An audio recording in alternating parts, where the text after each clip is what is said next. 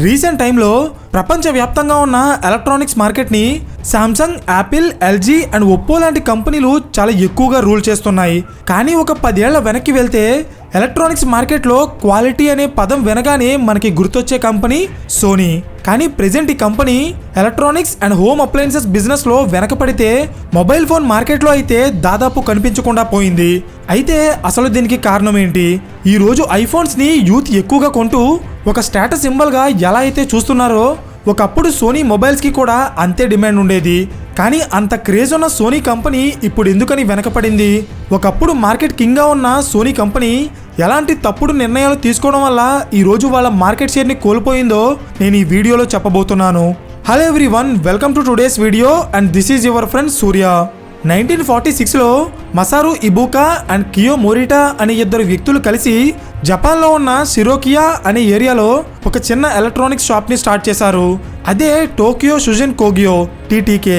ఈ కంపెనీని స్థాపించిన వీళ్ళిద్దరిలో ఒకరికి ఎలక్ట్రానిక్స్ని రిపేర్ చేసి కొత్త వస్తువులని తయారు చేయడం వస్తే ఇంకొకరికి బిజినెస్ని మేనేజ్ చేయడం వచ్చు. మొదట్లో వీళ్ళిద్దరూ కలిసి ఆ చిన్న ఎలక్ట్రానిక్ షాప్లో రేడియోస్ని, ఎలక్ట్రికల్ ఎక్విప్మెంట్ని రిపేర్ చేస్తూ బిజినెస్ చేసేవారు. అలా కొన్ని రోజుల పాటు ఆ బిజినెస్ చేశాక వాళ్ళిద్దరికీ ఆ బిజినెస్లో ఉన్న నాలెడ్జ్ అండ్ ఎక్స్పీరియన్స్ని యూజ్ చేసి సొంతంగా వాళ్ళే ఒక ప్రోడక్ట్ని తయారు చేయాలని డిసైడ్ అయ్యి ఒక ఎలక్ట్రిక్ రైస్ కుక్కర్ని తయారు చేశారు. అయితే నిజానికి వాళ్ళు తయారు చేసిన రైస్ కుక్కర్ మార్కెట్లో సక్సెస్ అవ్వకపోయినా వాళ్ళకి సొంతంగా బిజినెస్ చేయగలం అనే ఒక నమ్మకాన్ని ఇచ్చింది. అండ్ ఆ తర్వాత ఈ కంపెనీ జపాన్లోనే మొట్టమొదటి టేప్ రికార్డర్ని తయారు చేసింది. కానీ అది కూడా అప్పట్లో ఫెయిల్ అయింది. సో ఇంకా సొంతంగా వస్తువులు తయారు చేయడం కాకుండా కొన్ని రోజుల పాటు ఏదో ఒక ఎలక్ట్రికల్ కంపెనీ దగ్గర కాంట్రాక్ట్ తీసుకుని వాళ్ళకి వస్తువులని సప్లై చేయాలని డిసైడ్ అయ్యి 1952లో అమెరికా వెళ్ళిన ఈ ఇద్దరు పార్ట్నర్స్ అక్కడ ఉన్న బెల్ ల్యాబొరేటరీస్ అనే కంపెనీకి ట్రాన్సిస్టర్ రేడియోస్ని తయారు చేయడానికి ఒక అగ్రిమెంట్ చేసుకున్నారు. ఈసారి వీళ్ళు తయారు చేసిన రేడియోస్ కేవలం జపాన్ మార్కెట్లో మాత్రమే కాకుండా అమెరికన్ మార్కెట్లో కూడా చాలా బాగా సక్సెస్ అయ్యాయి. అయితే ఇక్కడ పాయింట్ ఏంటంటే ఇప్పటి వరకు ఒక చిన్న ఎలక్ట్రికల్ షాప్గా రన్ అవుతున్న ఈ కంపెనీ సడన్గా అమెరికన్ మార్కెట్లో సక్సెస్ అవ్వడంతో ఇప్పుడు వాళ్ళకి గుర్తింపు కావాలి. అలా గుర్తింపు కావాలంటే వాళ్ళకి సొంతంగా ఒక బ్రాండ్ నేమ్ ఉండాలి. కానీ అప్పటి వరకు ఆ కంపెనీ టోక్యో షుజిన్ కోగియో అనే పేరు మీదే రన్ అయ్యేది.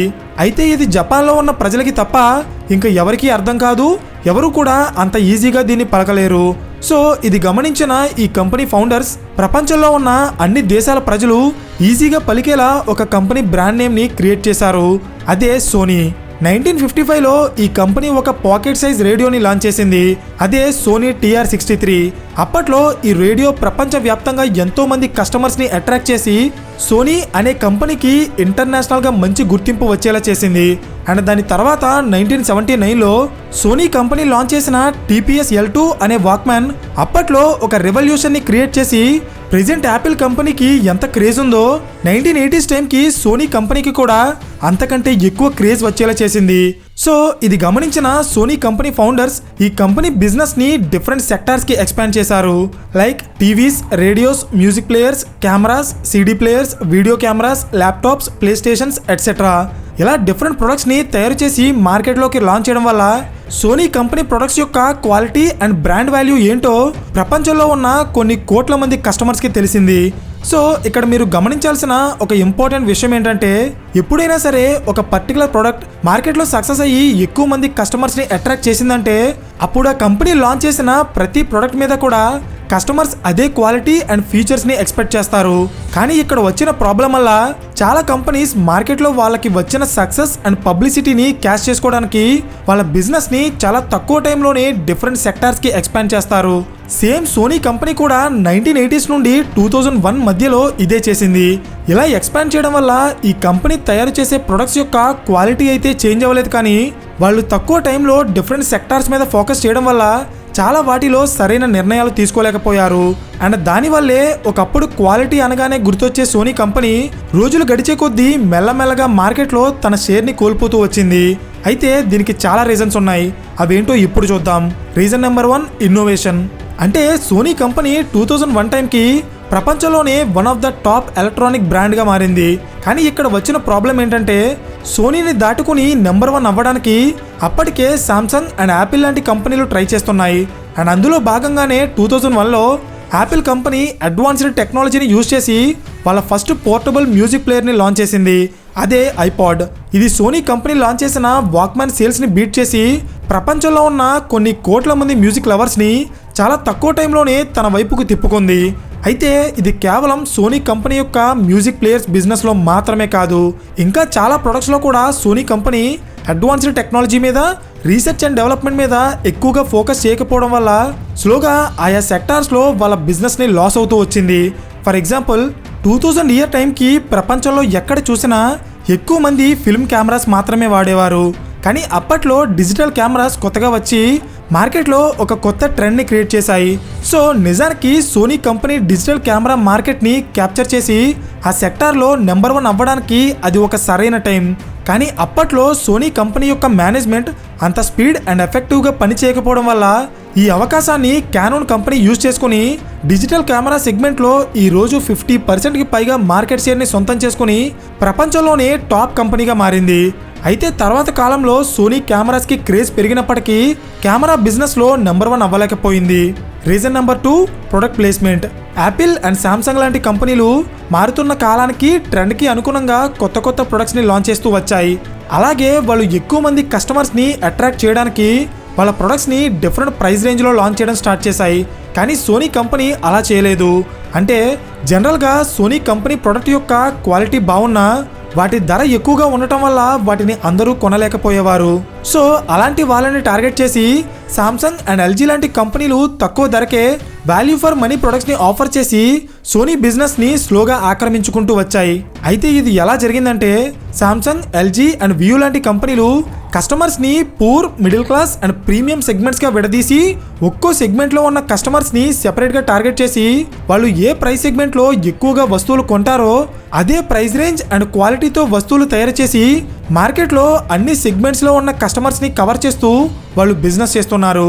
కానీ సోనీ కంపెనీ ప్రొడక్ట్స్కి క్వాలిటీ అండ్ ప్రైస్ రెండూ ఎక్కువగా ఉండటం వల్ల ఇది మార్కెట్లో ఒక ప్రీమియం బ్రాండ్గా మారిపోయి కేవలం ఒక సెగ్మెంట్ ఆఫ్ కస్టమర్స్ని తప్ప మార్కెట్ మొత్తాన్ని కవర్ చేస్తూ బిజినెస్ చేయలేకపోయింది. అయితే సోనీ, సామ్సంగ్ అండ్ యాపిల్ లాంటి పెద్ద పెద్ద కంపెనీలు అన్నీ కూడా ఏదో ఒక టైంలో ఒక చిన్న ఐడియాతో మొదలైనవే.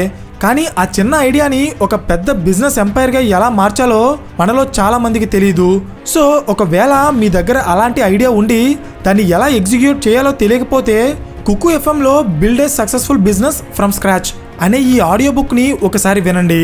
దీనితో పాటు ఇంకా చాలా రకాల బిజినెస్ అండ్ ఫైనాన్స్కి సంబంధించిన ఆడియో బుక్స్ కుకు ఎఫ్ఎంలో మన తెలుగు లాంగ్వేజ్లోనే అవైలబుల్గా ఉన్నాయి. వీళ్ళు ప్రతి వీక్ కూడా కొత్త కొత్త ఆడియో బుక్స్ని యాడ్ చేస్తున్నారు. ఒకవేళ మీరు ఆ బుక్స్ని వినాలనుకుంటే డిస్క్రిప్షన్లో ఇచ్చిన లింక్ ద్వారా యాప్ని డౌన్లోడ్ చేసి VOS50 అనే కూపన్ కోడ్ని యూజ్ చేయండి. మీకు మంత్లీ సబ్స్క్రిప్షన్లో 50% డిస్కౌంట్ వస్తుంది. Back to the concept. Reason number 3, mobile phone business. 2001లో సోనీ కంపెనీ స్వీడన్కి చెందిన ఎరిక్సన్ అనే ఒక టెలిఫోన్ కంపెనీతో ఒక జాయింట్ వెంచర్ డీల్ చేసుకుని ఫస్ట్ టైం మొబైల్ ఫోన్ బిజినెస్లోకి అడుగుపెట్టింది. అయితే ఈ కంపెనీ ఫోన్స్కి ఒకప్పుడు మార్కెట్లో మంచి డిమాండ్ ఉండేది. ఎందుకంటే మనం ఆల్రెడీ మాట్లాడుకున్నట్టే సోనీ కంపెనీ యొక్క ప్రొడక్ట్స్ వేరే కంపెనీ ప్రొడక్ట్స్తో పోలిస్తే బెటర్ క్వాలిటీ అండ్ పెర్ఫార్మెన్స్ ఇవ్వడం వల్ల వాటిని కస్టమర్స్ చాలా ఎక్కువగా ఆదరించారు. కానీ స్లోగా యాపిల్ అండ్ శాంసంగ్ లాంటి కంపెనీలు ఆండ్రాయిడ్ అండ్ iOSని లాంచ్ చేసి స్మార్ట్ ఫోన్ బిజినెస్లోకి అడుగుపెట్టాయి. కానీ సోనీ కంపెనీ ఈ టెక్నాలజీని అడాప్ట్ చేసుకుని మార్కెట్లోకి వాళ్ళ స్మార్ట్ ఫోన్ని లాంచ్ చేయడానికి కాస్త టైం పట్టింది. కానీ ఇదే టైంలో ప్రపంచవ్యాప్తంగా ఒక స్మార్ట్ ఫోన్ రెవల్యూషన్ వచ్చి ఎన్నో కొత్త కొత్త స్మార్ట్ ఫోన్ కంపెనీలు మార్కెట్లోకి రావడం, ఎప్పటికప్పుడు కొత్త కొత్త ఫీచర్స్ని యాడ్ చేసి కొత్త మోడల్స్ని లాంచ్ చేయడం వల్ల సోనీ కంపెనీ స్లోగా స్మార్ట్ ఫోన్ బిజినెస్లో వెనకపడింది. అండ్ ఫైనల్గా స్మార్ట్ ఫోన్ బిజినెస్లోకి వివో, ఒప్పో అండ్ షామీ లాంటి కంపెనీలు అడుగు పెట్టాక సోనీ కంపెనీ పరిస్థితి ఇంకా దిగజారిపోయింది. ఎందుకంటే ఈ కంపెనీలు అన్నీ కూడా ప్రతి నెల ఒక కొత్త మోడల్ని లాంచ్ చేసి మార్కెట్లో ఉండే ప్రతి అవకాశాన్ని క్యాష్ చేసుకోవడం స్టార్ట్ చేశాయి. కానీ సోనీ కంపెనీ మాత్రం అదే క్వాలిటీ అండ్ కస్టమర్ సాటిస్ఫాక్షన్ మీదే ఎక్కువగా ఫోకస్ చేస్తూ మార్కెట్లో ఉన్న ట్రెండ్కి అనుగుణంగా స్మార్ట్ ఫోన్స్ని లాంచ్ చేయకపోవడం వల్ల 2019 వచ్చేటప్పటికి సోనీ కంపెనీ ఇండియాలో వాళ్ళ స్మార్ట్ ఫోన్ బిజినెస్ని కంప్లీట్గా క్లోజ్ చేసుకునే సిచ్యువేషన్కి వచ్చేసింది. కేవలం స్మార్ట్ ఫోన్ బిజినెస్లో మాత్రమే కాదు, మిగిలిన బిజినెస్లో కూడా సోనీ కంపెనీ వాళ్ళ మార్కెట్ షేర్ని కోల్పోయి వెనకపడితే సామ్సంగ్ అండ్ ఎల్జీ లాంటి కంపెనీలు వాళ్ళు బిజినెస్ చేస్తున్న సెక్టార్స్లో టాప్ పొజిషన్కి వెళ్ళిపోయారు. సో అసలు సోనీ కంపెనీ బిజినెస్ యొక్క డౌన్ఫాల్ నుండి మనం నేర్చుకోవాల్సిన ఒక ఇంపార్టెంట్ బిజినెస్ లెసన్ ఏంటంటే ఏ కంపెనీ అయినా సరే మార్కెట్లో ఎక్కువ కాలం సస్టైన్ అయ్యి వాళ్ళ బిజినెస్ని కాపాడుకోవాలనుకుంటే వాళ్ళు ఎప్పటికప్పుడు మార్కెట్లో ఉన్న ట్రెండ్ అలాగే కస్టమర్ ప్రిఫరెన్సెస్కి అనుగుణంగా ప్రొడక్ట్స్ని లాంచ్ చేయాలి.